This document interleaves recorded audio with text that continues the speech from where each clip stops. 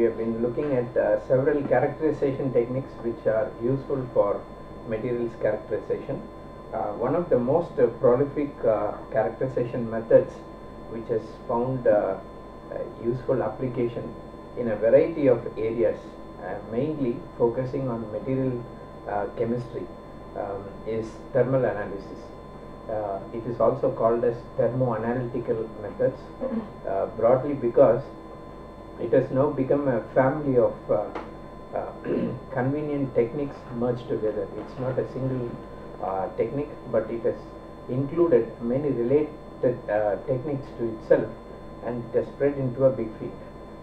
Why I want to single out and give a separate lecture on thermal analysis is that there are more than 3 journals, international journals, which are floated on just thermal analysis, and those are nearly 3 decades old, and still several fascinating studies are coming up. So this is a very useful technique which has proved very useful both to chemists, physicists, and material scientists.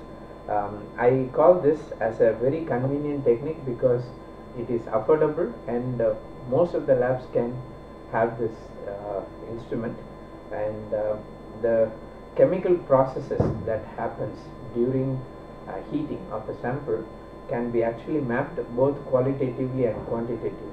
Therefore, this is both a qualitative measurement as well as it is a qualitative measurement. So what this thermal analysis means, it's a measurement of changes in physical properties of a substance as a function of temperature when the sample is undergoing a controlled temperature program. So you can actually do this variety of events that are happening. You can try to trace using isothermal heating also. Suppose I don't have a thermal analysis instrument, the best thing that I can do is freeze out on a particular temperature and then try to map the changes that are happening. But we can also do a controlled temperature program which can take the sample from room temperature to a known temperature, and whatever that happens is nothing but the property which you can map it in the y-axis. So in the x-axis it's always temperature, and in y-axis it can be anything that is coming out of such a process, and output can these days be mapped very conveniently using a computer. Therefore you can analyze the data in a very sophisticated way. So it's a fairly simple technique, but the amount of information that one can get, it can transcend our imagination. A lot of references or particulars about this technique has been taken from this website. Therefore I request you to note this. There are also groups working in UK, and especially Pyrus.com, which gives you useful information about it. Nesh is another company which has brought out commercial thermogravimetric instruments. Therefore it is good to view all this. So what properties are measured, we can see here. First, regarding the property and the corresponding technique and the abbreviation that is used, so it's useful to get used to it. If there is only a change in the mass, then you call this as thermogravimetry, usually called as TG, or it is also called as TGA, thermogravimetric analysis. If it is to do with temperature, then you call this as differential thermal analysis, and this is nothing but DTA. You look at the thermal changes in a differential pattern, and when we say differential pattern, you always have a standard sample, and with respect to that, what are all the thermal effects that are happening, you try to study in a differential way. The same thing to do with the thermogravimetry also. You can try to map this as a differential plot, so even if there are minute variations, you can pinpoint that very clearly by differential TG. Suppose there is a heat flow or heat exchange that is happening, then you call this as DSC. It's calorimetry. As you know, calorimetry means measurement of heat, and therefore you can also conveniently determine the heat of crystallization, heat of fusion, heat of transition, or any enthalpy change that is associated with different chemical process. You can try to do that. It's a very popular method called DSC, used by material scientists. And sometimes we miss out on very important mechanistic issues if you let go some of the gases which are coming out of the process. So in such cases, it is also useful if you have a TG instrument and trap the gases that are coming out, and those gases can be in a sealed tube, so that it's only the gases which can be mounted into a infrared spectrophotometer, and that would give you exactly the details of what the gases that are coming out. So your predictions are not just quantitative, but you can also have a mapping of what fractions that are coming out. So it's called evolved gas detection or evolved gas analysis. So you can analyze that using spectrophotometry. So as you see here, there are multiple events that are happening in just heating a sample, and you can try to map several issues out of it. There are three which I want to pick up and dwell a little bit more on the instrumentation and the principle. This of all the thermal analysis measurements that are listed, thermal analysis, a group of techniques in which a physical property is measured as a function of temperature while the sample is subjected to a predefined heating or cooling program. So as I pointed out, I'm going to single out these three methods. Differential thermal analysis is nothing but you are measuring the difference between the sample and a inert reference material. Usually you are measuring the delta T, okay, and it is measured as both are subjected to identical heat treatments. Both the reference as well as the sample are heated under same thermal conditions or same temperature, and the difference between these two is noted. Therefore your reference material has to be inert to this temperature program. In other words, it should be stable with no physical or chemical changes happening to that particular solid. Therefore whatever that is happening, the difference between the reference and sample will solely be the manifestation of the sample.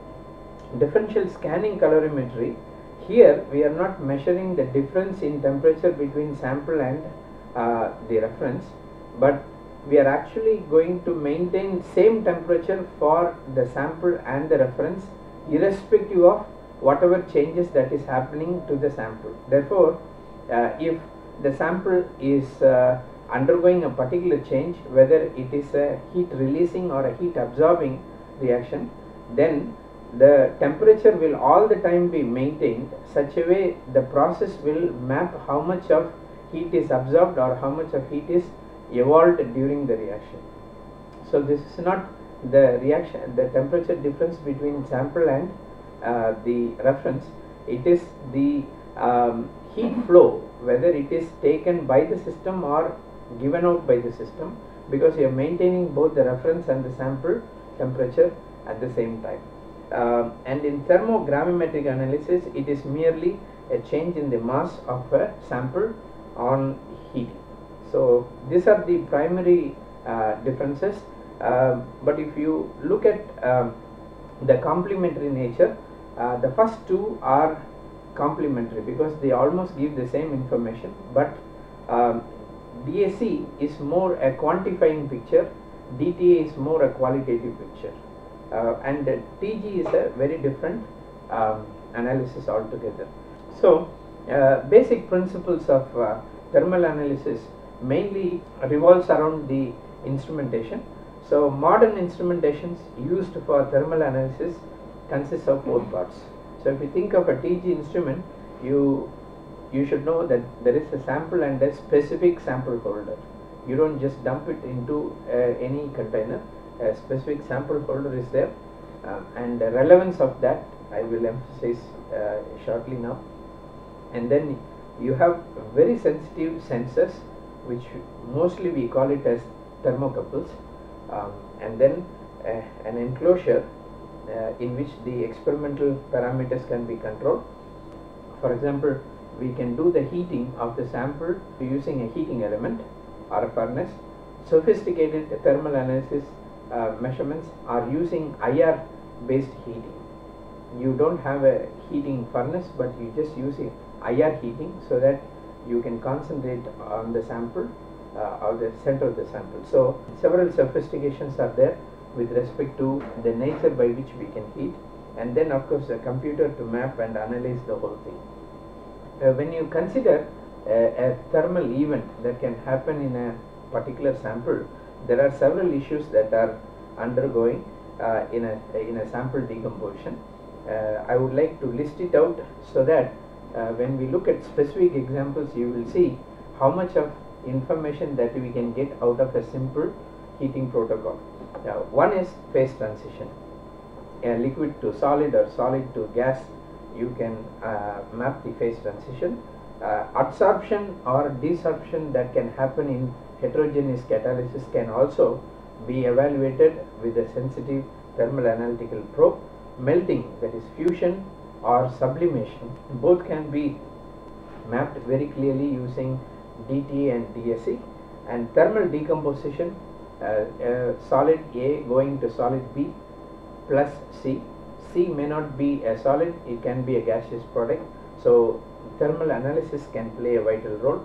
Radiolytic decomposition or simple glass transition, where you can think about a solid going to a liquid phase or amorphous going to crystalline phase. All this can be mapped. Oxidation and combustion reactions can be mapped very clearly. Heterogeneous catalysis, as I said, double decomposition, addition and dehydration or desolvation reactions. So many chemical effects are there when we heat a sample, and all this can be usefully mapped. Let's come little bit to understand what a simple thermal gravimetric analysis is. We all know in the postgraduate or undergraduate level we have done nickel DMG complex, dimethyl glyoxime, which is a red precipitate, and this is a very useful but a time consuming and a very laborious gravimetric exercise. But the same material can be very usefully and easily determined using thermogravimetric analysis with a modern instrumentation. I will tell you basically what this instrument is all about. In the top part of this picture, you can see is a balance. It's a micro balance which is sensitive with the 5-digit sensitivity. So any change in milligram quantity can be usefully mapped. Usually the sample are in milligram quantity, therefore you need to have 5-digit precision. So typically it's a Mettler balance which we use, and in this balance you actually suspend the sample here, and the sample is kept in between furnace wall, so you can actually do the heating here, and depending on the weight intake or weight loss, the information can be fed from the microbalance. As a result, you can see what is the weight loss against the particular decomposition process that is going on. And it's not that simple as we see here. In this case, the lower chamber you can apply vacuum, and then there are facilities by which you can actually purge the sample with a flow of either argon or air, atmosphere, so that whatever reaction that is happening, suppose there is gas evolution, it is not exactly concentrated here and it will be flushed out periodically. So a inert gas is usually flushed, or we can even have air. If the sample needs air, we can flush sample and we can try to map it. This is a typical TG analysis curve which is used, and the most referred and quoted example is calcium oxalate. And as you would see, a typical TG curve looks like this, where you see a bend here and then another bend and another bend. We call this as thermogravimetric steps, and each step has something to convey. Therefore, if there is one step and then there is another step and there is another step, we call this as a 3-step decomposition. And each step might relate to a different physical change and a chemical reaction. I will show you some of the example of this in the upcoming slides. In thermobalance allows monitoring of sample weight as a function of temperature. Now before we run any sample, two things we need to do. One, you need to do a weight calibration. Another one, you need to do a temperature calibration. Weight calibration you can do with calibrated weights. If you want temperature calibration, usually you try to take a ferromagnetic sample and take it beyond the ferromagnetic transition, for example nickel, and then you can calibrate your temperature whether the reaction, the transition is exactly happening at that. Then you can do the correction terms. Usually buoyancy effects are very crucial when we do TG. Therefore, these buoyancy effects are largely manifested with the sample quantity or with the temperature gradients or the purging rate. You can't just flush the sample with whatever atmosphere you want. You can't try to bubble a vigorous flow of these gases. All this will cause buoyancy effect. As a result, it will largely affect your results. Differential thermal analysis, on the other hand, is a 2-cup cavity. Okay, in the next slide I will show you that.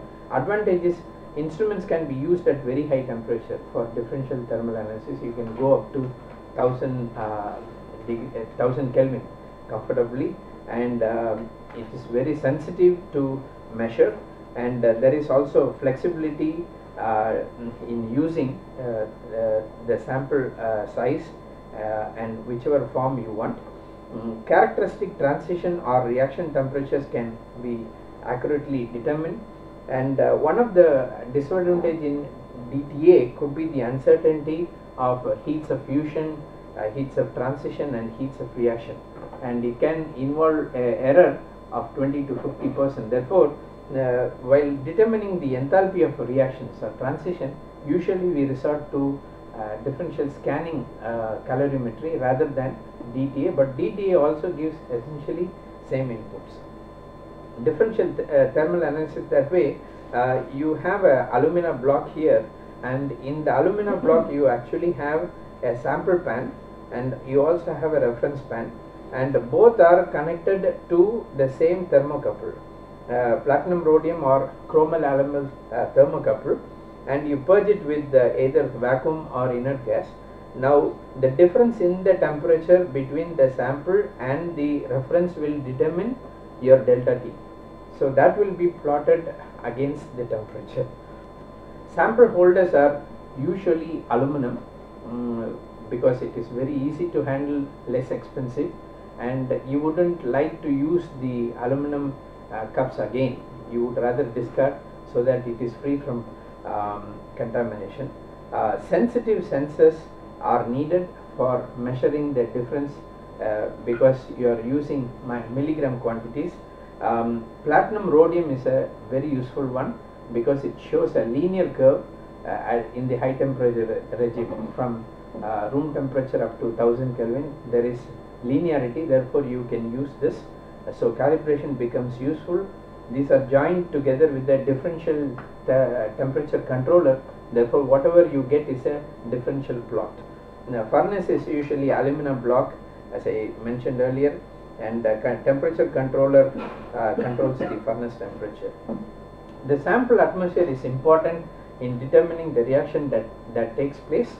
DTA can record either in the presence of oxygen or in inert condition. For example, this is a typical DTA plot that is coming out of an instrument, and you would see there is a small hump here which is actually recorded as a endothermic peak, and there is another one which is actually called a exothermic peak. But what you would see here, this is a endothermic peak relating to the physical change that is happening, where calcium oxalate loses the water molecule, and therefore dehydration is a endothermic peak. But this is not crucial as much as the second peak is concerned. In the second peak, it is a exo peak which involves a unhydrated calcium oxalate going to calcium carbonate. Okay, but this exo peak can miss out if I am going to heat the sample in nitrogen, because in nitrogen it doesn't get the required amount of oxygen to decompose into calcium carbonate, therefore it goes as a endo peak. In other words, it will come out like this. So these two peaks are not important for atmosphere, but this middle peak becomes important because it will determine whether it is endo or exo. So in DTA it is very important to know in which atmosphere you did it. So purging purging gas is not just for mere purging, but it also affects the chemical process that is happening. Therefore we need to know for sure.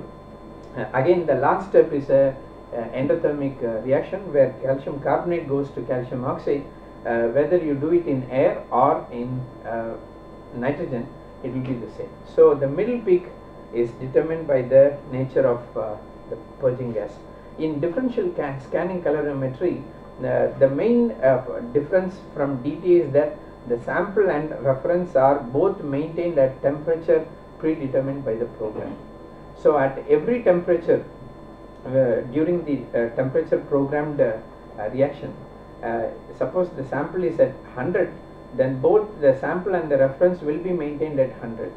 But during the process of the sample change, whatever that is happening, that will be recorded either as a endo or a exo peak. This is the main difference between DT and DSC. During a thermal event in the sample, the system will transfer heat to or from the sample pan to maintain the same temperature. So transfer of heat will be happening in order to keep the sample and reference at the same temperature. There are two ways that you can achieve this, either using a power compensation method or using a heat flux method. I'll show that in the next two slides. Power compensation method, you actually have two different alumina blocks to heat the pans. So you have a sample pan in a different heating block, you have the reference in a different heating block, and they both are connected to the thermocouple, where your delta T is actually maintained at 0. Delta T is equal to 0. So in this case, your platinum resistance thermocouple is what you use. Separate sensors and heaters for the sample and the reference. Then the differential thermal power is supplied to the heaters to maintain the temperature of the sample and the reference at the program value. So these are the main issues when we talk about power compensation DSC. When you think of heat flux DSC, you actually have the same block to heat both your sample and reference, and this is actually mounted onto a constant, and that is a very sensitive heating block. And you actually have two type of sensors there.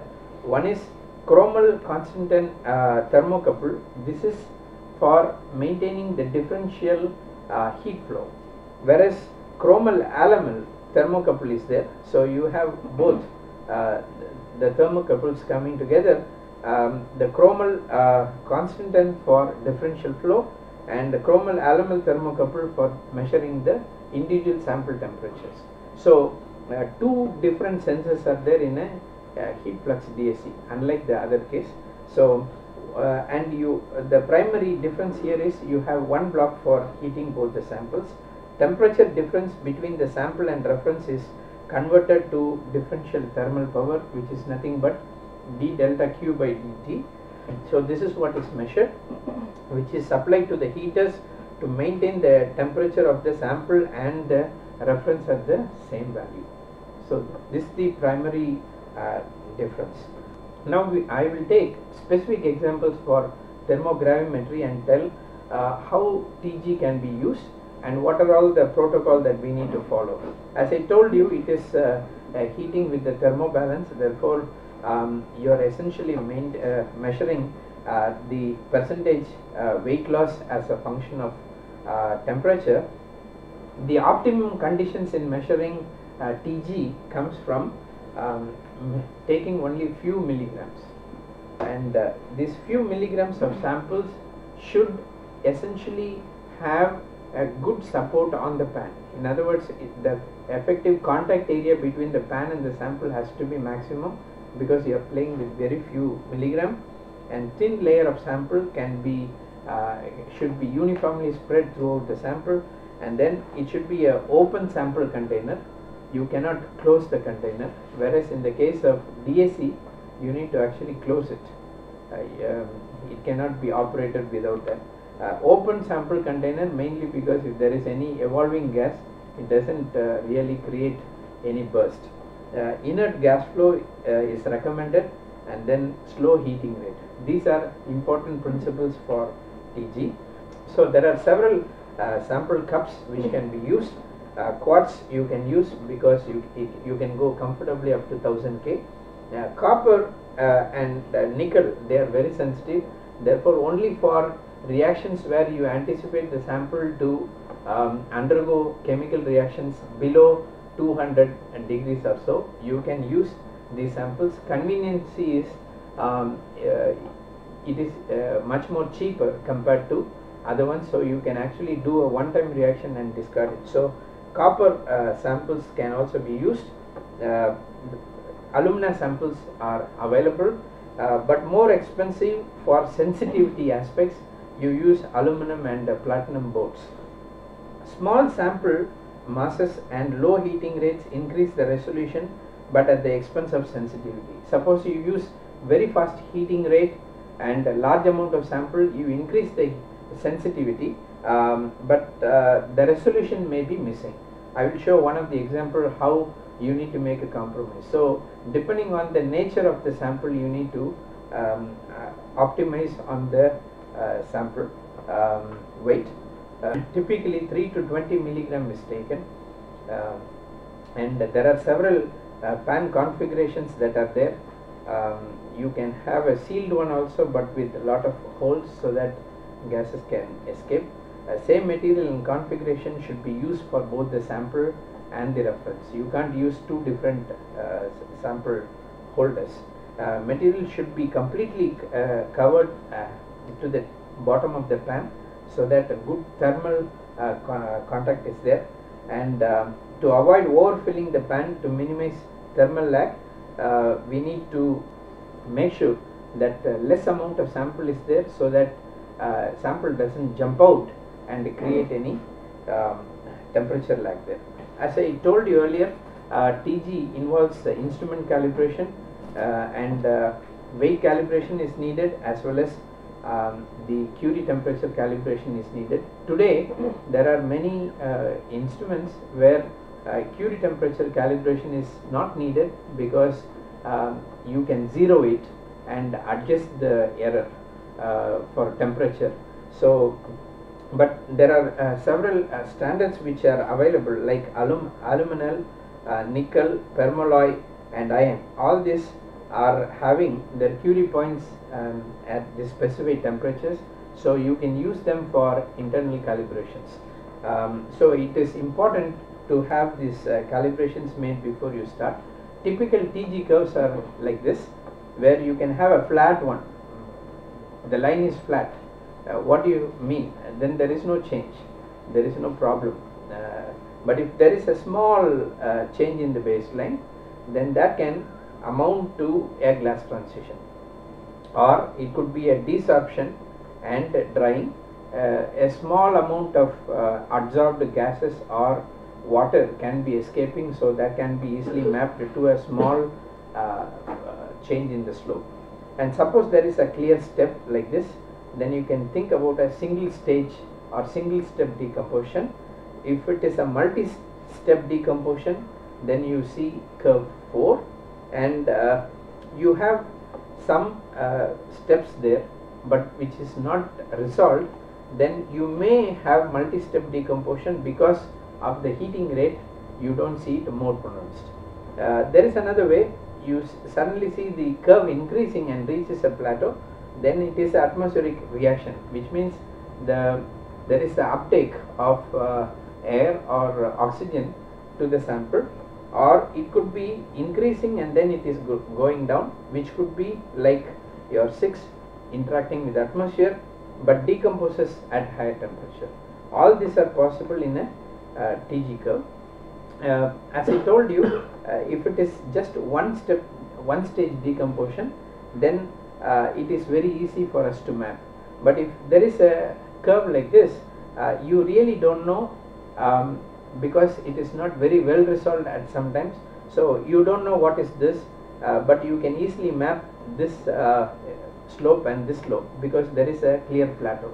So in such case, you actually transfer the data, TG data, and you make a differential plot.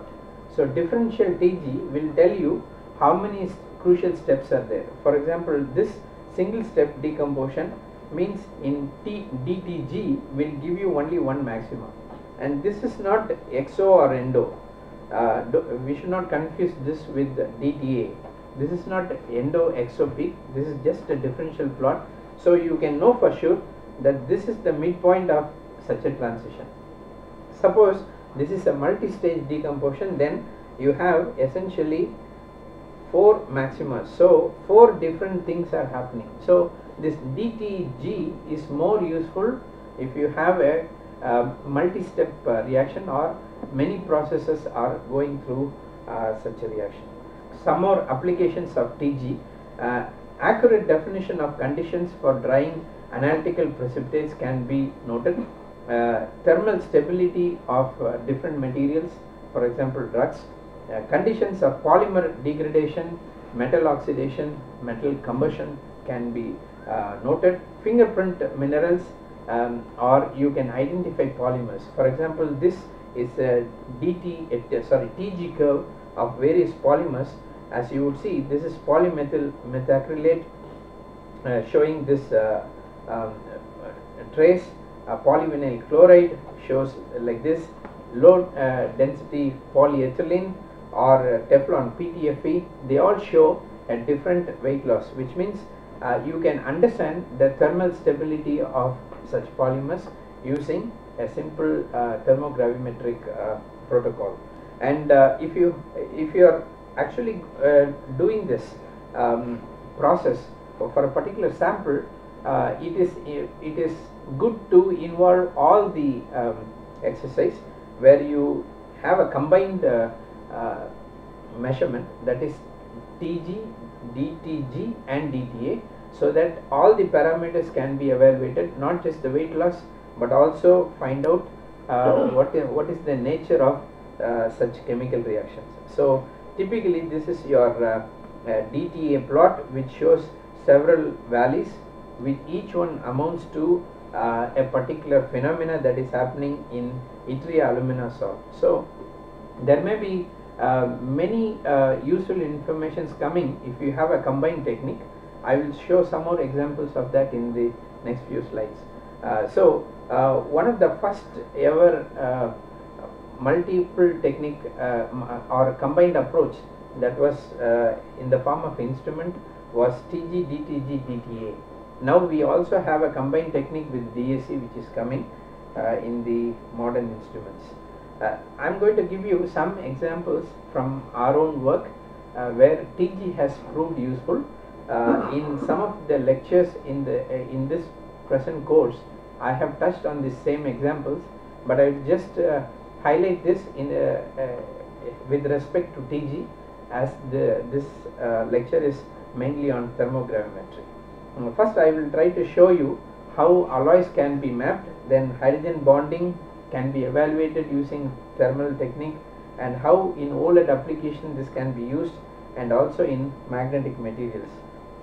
And this is one of the useful work where a new cobalt iron alloy precursor was made, and this was converted into cobalt ferrite, and it is very difficult to prepare this COFe2 alloy. So how do we know that we have made this alloy? If you actually do a XRD, you can clearly see that this is the X-ray pattern of the alloy precursor. It's a very reactive alloy precursor, but if you actually heat this sample, then it gets converted to cobalt ferrite. Now one should know whether it is truly the alloy which is getting converted to the iron oxide, or how much of this cobalt ferrite is getting converted to iron oxide. This is the place where TG comes into picture. This is the thermogravimetric curve, which clearly shows that there is nearly a 20%, 21% of a gain in the weight. So instead of losing weight, here you see a uptake, which means COFe2 is getting converted to COFe2O4 by taking atmospheric air. As a result, you see nearly a 20% weight loss. But if you really quantify this result, you will find out that around 1 to 2% or 1 to 5%, so to say, of cobalt ferrite is already present in the sample, which cannot be detected by the X-ray, and nearly 95% of the alloy is in actual COFe2 form. This is a very important information to know whether any ferrite precipitates are already there in the sample even before conversion from alloy to oxide. So such fine details you can try to get it. And this is another important work where we found hydrogen bonding was evaluated mainly from a TG diagram. This is a Benz imidazole molecule which is attached to a phenyl ring in 1,2 position. It is attached. So you would see this imidazole can either be intramolecularly hydrogen bonded or intermolecularly hydrogen bonded. In this case, there is a intramolecular hydrogen bonding. In this case, intermolecular hydrogen bonding. You can clearly see between these two isomers, the TG pattern is very different. The one which is actually hydrogen bonded with other molecules, intermolecular hydrogen bonding, shows a very high decomposition temperature compared to intramolecular hydrogen bonding. So such information you can easily find out, but without this information, it would have been a partial justification of hydrogen bonding if we had just shown the change in the PL emission between a solid for the intramolecular hydrogen bonded and the intermolecular hydrogen bonded samples. So TG can provide a vital information. And same in the case of OLED applications. As you know, several molecules are made. Several molecules are there, and each of these molecules are actually deposited in these layers, but we are actually looking for making new organic molecules. When we make this sort of a OLED device, one of the important criteria is it has to be amorphous. So one of the important criteria in this OLED fabrication is, when you make these organic films, it should not crystallize. If it crystallizes, then the electrical connectivity will be lost, and as a result you need to make amorphous films of these organic molecules to provide a electrical continuity. So when you actually deal with polymers, you don't have this problem, because when you evaporate these organic molecules, they form essentially a very good connectivity because they are amorphous. But when you go for crystalline organic materials, when you fabricate this, there will be electrical discontinuity. As a result, the device operation will fail even after a first cycle. It cannot be sustained. So one of the problems involved in organic LEDs is to make thermally as well as electrochemically, they should be a more rugged molecule. Rather, it should withstand several heating cycles or several current cycles. So the emphasis is to actually make bigger organic molecules. Bigger the molecule, more the molecular weight, less the crystallization temperature. In other words, you can actually improve on the decomposition temperature or the melting temperature. So if the melting temperature is pushed further, then you can actually make a much better films. So for that matter, if you can take a benzene tetracarboxylic dianhydrate as your starting material, you can try to put 2-aminophenol, and using this 2-aminophenol, you can essentially make a compound like this. As you would see that the dihydrate is now substituted with 4 such benz thiazole molecules. So what you are essentially doing is, instead of just adding one molecule to this, you are substituting 4. As a result, you make a bulky organic molecule. And as you would see from the TG pattern here, typically 1 or 2 benz-thiazole substituted molecules will have the melting point somewhere here, but you can see that the melting point and the subsequent decomposition temperature is pushed by at least 150 degrees C. So this is a single step melting point which involves a decomposition somewhere around 550 degrees C. So these are molecules which are recommended for OLED application because they will not crystallize easily and spoil the device application. And you would see here, this is the DTG pattern, which is corresponding to the single step decomposition here, and this curve is nothing but your differential thermal analysis curve, DTA, which first shows some glass transition, and then it shows melting, and then the decomposition. So all these are easily mapped in the combined technique. So it is very useful to analyze and to recommend the sort of materials that you need. In one of the modules, I have quoted this example where simple TG can actually bring about a great amount of insight into mechanism that is of fundamental as well as application oriented studies. In this, there was a confusion about the magnetism that was happening at room temperature in manganese doped zinc oxide, and this is a paper published in Nature Materials in the year 2006 sorry 2005. So you can refer to this particular paper to understand how simple TG analysis can be used to resolve such a mysterious behavior in the samples. As you would know, zinc oxide is a semiconductor. It's not a magnetic compound, but just substituting 2% of manganese itself is not a magnetic ion further, and you can still see a room temperature loop. So in that case, it was thought that a new system has emerged for device applications called as dilute magnetic semiconductors. But later it was understood that it is not a substitution oriented magnetism, but it is some other impurity which is giving the origin for this magnetic curve. And what was finally used to resolve this mystery was the TG plot here.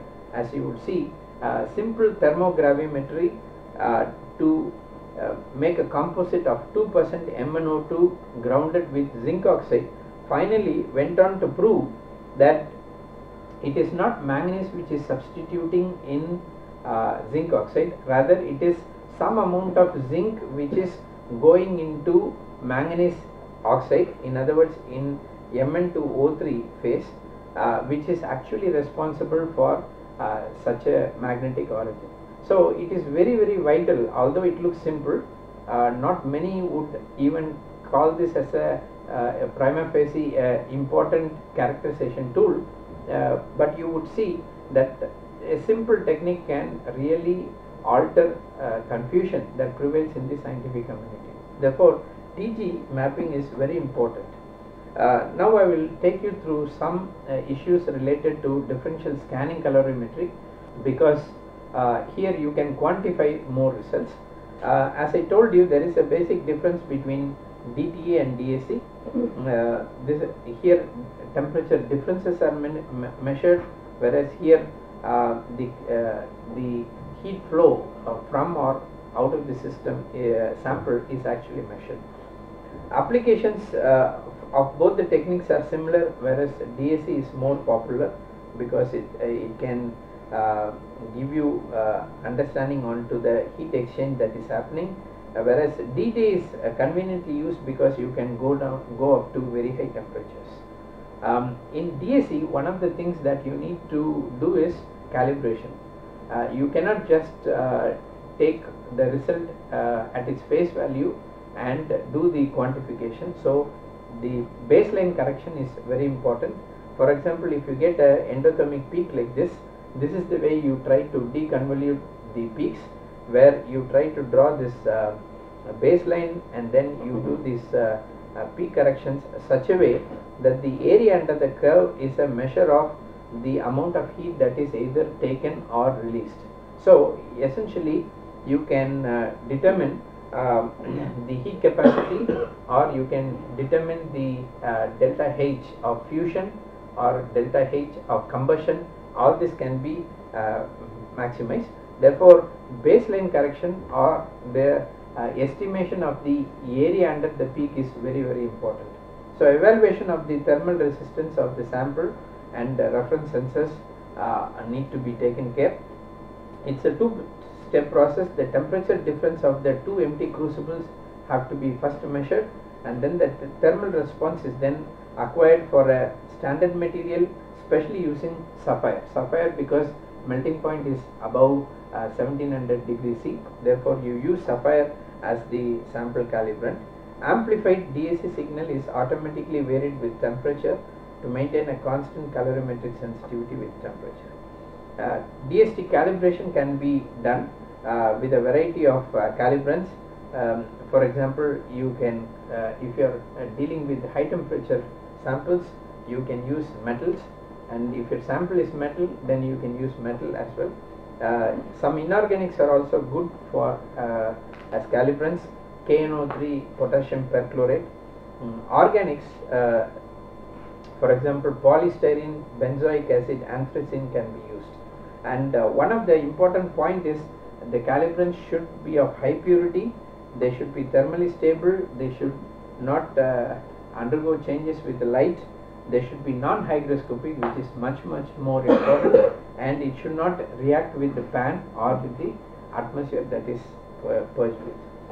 There are typical features that can be understood from a DAC curve for a polymeric system. For example, if you take sulfapyridine, so many useful informations that you can get. Number one, you see a small change in the slope, which actually refers to glass transition, that is step A, and in sequence B, it is actually a crystallization from a melt to a crystallization, which is a phase transition.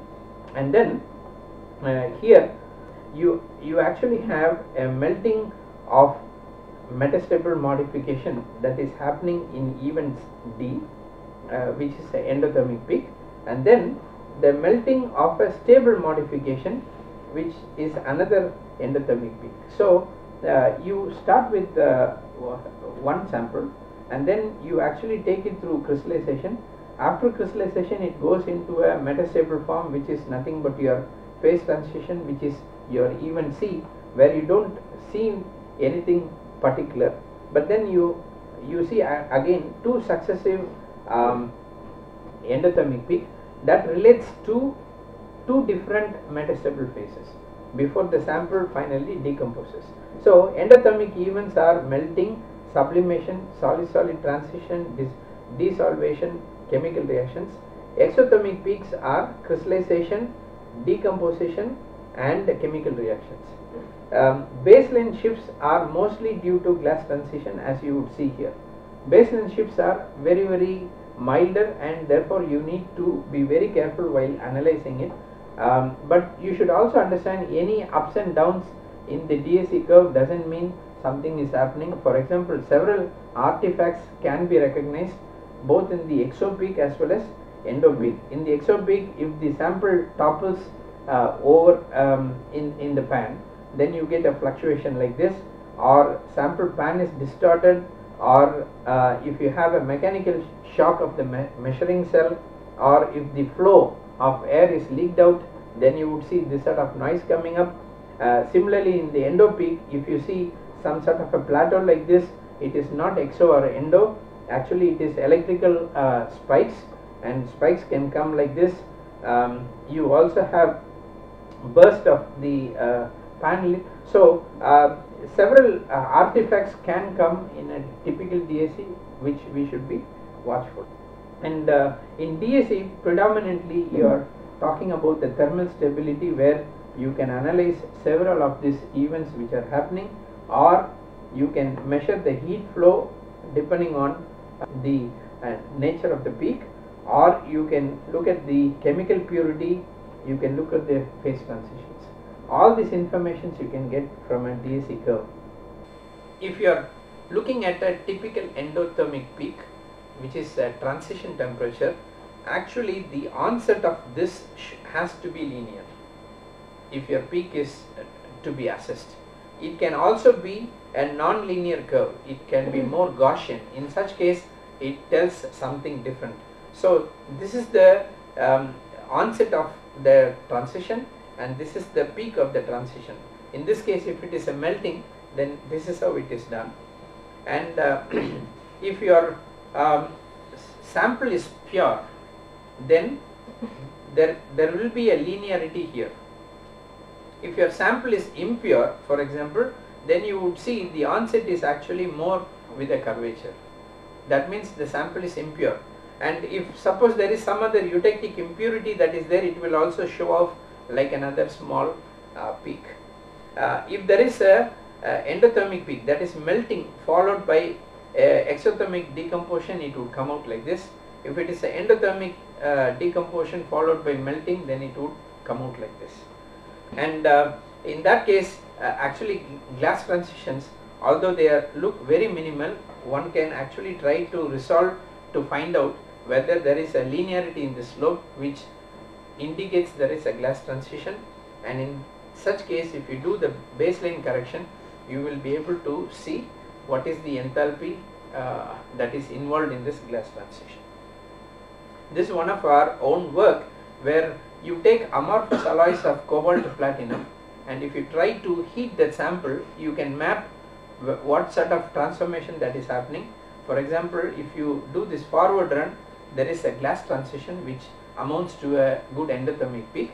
After that, there is a exothermic peak which actually corresponds to crystallization, which is a FCC to FCT transformation.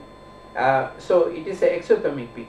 So when you cool this sample, again you see the same thing happening, where FCT is now reversible to FCC.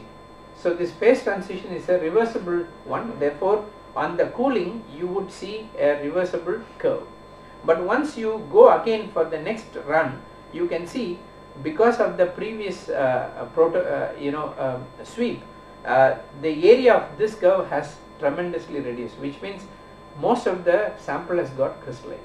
So this much information you can get about amorphous alloys, about its glass transition, about the crystallization process, and whether it is a reversible or a irreversible transformation. So all this information you can get from DAC curve.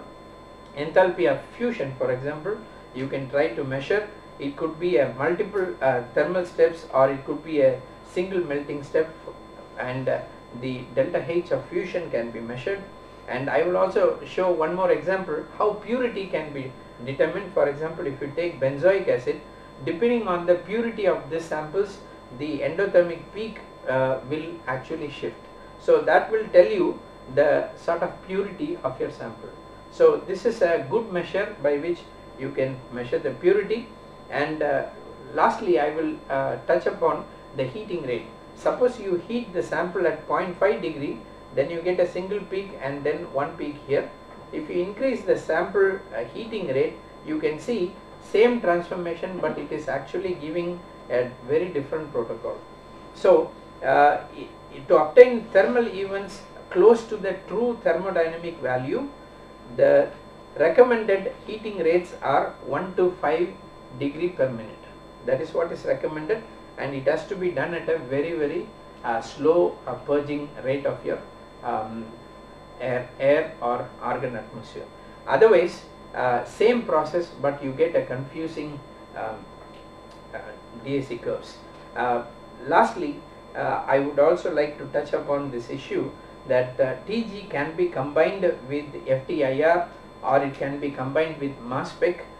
So you can evaluate the evolved gases. For example, calcium oxalate carbonate heated, carbon dioxide comes, carbon dioxide can be measured using IR cell. So all these multiple techniques or hyphenated techniques can be studied using this protocol. So in that way, evolved gas analysis and evolved gas detection can be achieved using a mass spectra, or it can be connected to online GC, gas chromatography. So best practices of thermal analysis: use small sample size, good thermal contact between sample and sensing device, proper sample encapsulation when you are talking about DAC, and starting temperature well below expected transition temperature, slow scanning speeds, proper instrument calibration, and then purging gas should not be corrosive, and avoid decomposition in the DAC. So these are the best practices with which one can get very useful information. There are several groups both in chemistry and physics where they use the thermogrammetry essentially to resolve many fascinating features that happen during daily research activities.